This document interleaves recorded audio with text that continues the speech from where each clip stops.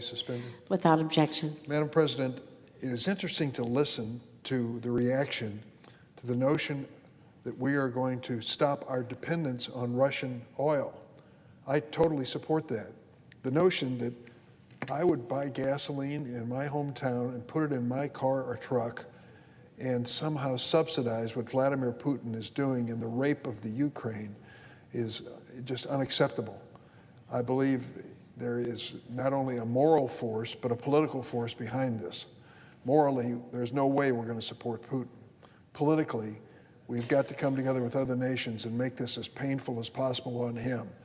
And stopping the import of Russian oil is a move in that direction. It's interesting that that was a bipartisan position which I joined over the weekend. Many of us did. Democrats and Republicans all saying enough with the Russian oil. We'll find other ways to keep America's economy and cars and trucks moving without being dependent on Vladimir Putin or subsidizing his war effort. It was bipartisan, strong statements. In fact, as many statements in support of this from the other side of the aisle as this side of the aisle. And then what happened? Well, Dana Milbank in this morning's Washington Post tells the story of what happened. After President Biden made his announcement Tuesday, he said accurately, since Putin began his military buildup on Ukrainian borders, just since then, that's 2 weeks, the price of gas at the pump in America went up 75 cents. And with this action, that America would stop buying the Russian oil, it's going to go up further. President Biden dubbed it, quote, Putin's price hike. Russia is responsible. So since this was a bipartisan idea of stopping the flow of Russian oil into the United States and subsidizing Putin's invasion of Ukraine, you would think there would be bipartisan applause. The exact opposite occurred. In the Dana Milbank article, which I'll ask to be part of the record, here's what was said by House Republican leader Kevin McCarthy. These aren't Putin prices, they're President Biden's prices. Gas prices started rising the day President Biden took office, when he canceled the Keystone Pipeline and halted new drilling on federal lands. Turns out that these assertions by not just Kevin McCarthy, but other Republican leaders are just not accurate. Milbank goes to the task and assignment of actually backing up some of these facts with real history and real numbers. Here's what he says. Gas prices started rising on the day that Biden took office, he asks? Wrong. They've been on an upward trend since bottoming out in April 2020 at the start of the coronavirus pandemic. This is because of booming demand during the recovery. So this notion that these are Biden gas prices that just started going up magically after he was sworn in, not true. Then I love this one. On the Keystone XL pipeline, how many times have you heard on the floor of the Senate, maybe even this morning, that canceling the Keystone pipeline is the reason that gasoline prices have gone up? It turns out, according to Dana Milbank, that pipeline was only 10% completed when Biden canceled it. Its owners didn't even expect to open it until next year, 2023, at the earliest. Well, how about this one? You hear this over and over again from so many Republicans. Biden halted new drilling on federal lands, they say. According to Milbank, wrong. After a temporary halt in new leases, Biden has outpaced Trump in new drilling permits for public lands. That's been reported by the Washington Post. And as for Biden's shutdown of American energy, listen to this. U.S. production has increased under Biden from 9.7 million barrels a day to 11.6 million barrels. The number of oil rigs operating was 172 in July of 2020. Now 519 are in operation. U.S. production is forecast to set a record next year. Now, I don't doubt that stopping the Russian export of oil into the United States is going to have a negative impact on gasoline prices. It stands to reason. But there is an adjustment being made. The president spoke to it last night at a meeting we attended, where he's working on other sources for America to make this hardship as little as possible. I want to ask unanimous consent that this Millbank column be placed in the record. Without objection. Mr. President, finally, an omnibus spending bill. For months, there's been negotiations underway. The process has been drawn out. As a member of the Appropriations Committee, there was a lot of frustration. But soon we're going to vote on an omnibus spending package, and we're going to do much more than keep the lights on in our government. In many ways, this spending package is a testament to the progress we've made during the past year of the Democratic majority.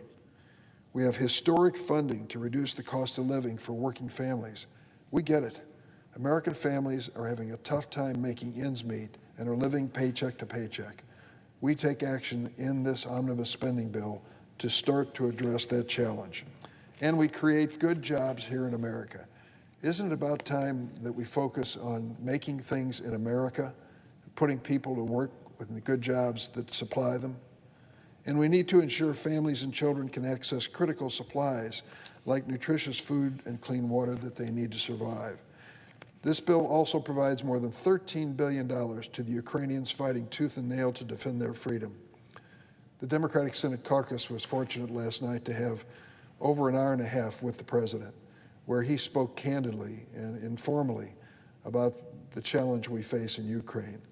We have sent millions, maybe billions of dollars in assistance to those who are resisting Vladimir Putin's barbaric attack on that nation, and we know that it's the right thing to do.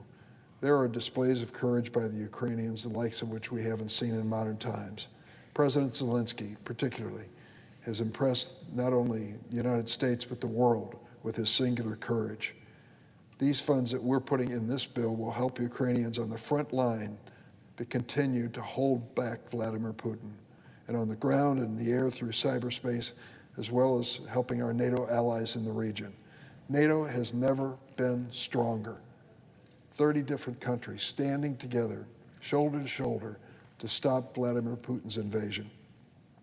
And the omnibus spending package also makes crucial investments in America at a time when we need it. Funding research into technology and innovation. Innovation is an American phenomenon. Other countries do it, but I think we do it better. And whether we're curing a disease, creating a new industry, or combating the climate crisis, America needs to continue to lead the world in innovation. This spending bill does that. In a moment of great peril and uncertainty in the world, we're coming together to defend our families, our security, our economy, and our future. But we need to move fast. We need to send this package to President Biden's desk quickly. For the past 2 weeks, Russian mortars and missiles have been raining down on innocent people and children throughout Ukraine. More than 400 individuals have been killed, with some estimates in the thousands of deaths, believing that the current numbers are really an undercount. And let me say one word while we're on the subject of Vladimir Putin and war crimes. What more evidence do you need than the bombing of a maternity hospital and the killing of mothers and infants? This man, Putin, in his attack on the Ukrainian people, is not following any standards or rules of decent conduct in any way whatsoever. I think it's obvious. That Russian airstrike that devastated that hospital complex in Mariupol is an indication we will never forget. A video released shortly after the bombing showed a pregnant woman being carried away on a stretcher, surrounded by pulverized cars and flames and blackened trees covering debris. It was a scene from a horror movie, a horror created by Vladimir Putin. Ukraine needs humanitarian, military, and economic aid today. That is exactly what this omnibus bill will provide. Billions of dollars in military equipment and intelligence support, and even more billions in emergency supplies, food aid, health care, migration, and refugee assistance. This is how America stands by our fellow defenders of democracy at their darkest hour, and Ukraine needs our help. Here at home, this spending package includes a number of provisions that will strengthen America and the 330 million Americans who live here. We're bringing vital investments back to our home states. I support the return of congressionally directed funding because senators and representatives know their states and know their districts better than any federal agency personnel in Washington. I'm pleased to report that my colleague, Senator Tammy Duckworth, and I worked to include $210 million in funding for Illinois projects in this bill. And I'll be ready to stand up and defend every single one of them, piece by piece, project by project, as a good investment in the future of my state and our nation. This funding is going to help localities in Illinois launch important infrastructure, access to health care, environmental conservation, strengthening community violence prevention initiatives, supporting nonprofits doing important work throughout our state, and much more. We also do something that I've worked on personally for the last several months and particularly proud of. We're going to reauthorize the Violence Against Women's Act, known as VAWA. For months, I've worked on this proposal with some amazing people in the United States Senate. On my side of the aisle, Senator Dianne Feinstein, who really was one of the founders of this effort. On the Republican side of the aisle, two women senators who've just been amazing, Lisa Murkowski of Alaska and Joni Ernst of Iowa. We wouldn't have passed this bill, included it in this appropriation measure, were it not for their good effort. I thank them very much. They have helped provide a lifeline to survivors of sexual and domestic violence. With this year's spending package, Congress will finally reauthorize the Violence Against Women Act. Additionally, the omnibus includes funding for a long-standing priority of mine, research. These investments in research are going to help keep America on the cutting edge of innovation, life-saving medical treatment, therapies, and so much more. For example, this bill provides the National Institutes of Health with a significant funding increase, this time $2.25 billion increase. That's more than 5%. 5% I've kind of established, I hope, with some of my colleagues, as the holy grail of increases each year in research, particularly at the NIH. And with the good help of Republican Senator, retiring Senator, unfortunately, Roy Blunt of Missouri, we've managed to keep our promise. Lamar Alexander, now retired from the Senate, was one of the leaders on this issue, and Patty Murray is always there from the state of Washington. Well, we're going to keep our word again this year. Basic medical research, which the United States leads the world in, is going to be enhanced with this improvement of more than 5% increase in the budget of the National Institutes of Health. I'm particularly pleased this omnibus bill includes a dedicated $25 million for the implementation of the Act for ALS bill, which became law late last year. I want to thank Senator Coons for his leadership on that issue. This funding will ensure that NIH can quickly launch new initiatives to expand access to treatments for those suffering from ALS.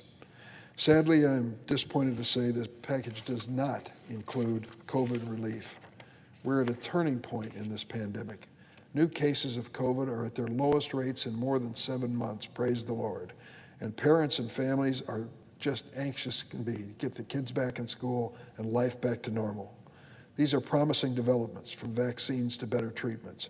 We cannot predict that this pandemic is over for good, nor that it won't resurface in terms of new variants. We need to prepare for what the coronavirus might have in store for us. We need to make sure that we have the therapeutics and strengthen our capacity to detect new variants before they become pandemic.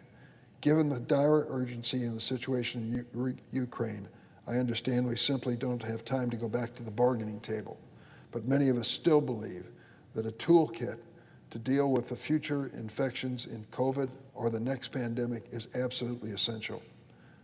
I can only hope the Senate agrees with that on a bipartisan basis. 2 years into this pandemic, we know this virus is anything but predictable. It operates like free-form jazz. Just when we think we found our rhythm, the tempo gets turned upside down with a new variant. This current lull in cases is a perfect moment to tune up our instruments, keep our fingers sharp, and prepare for what's next.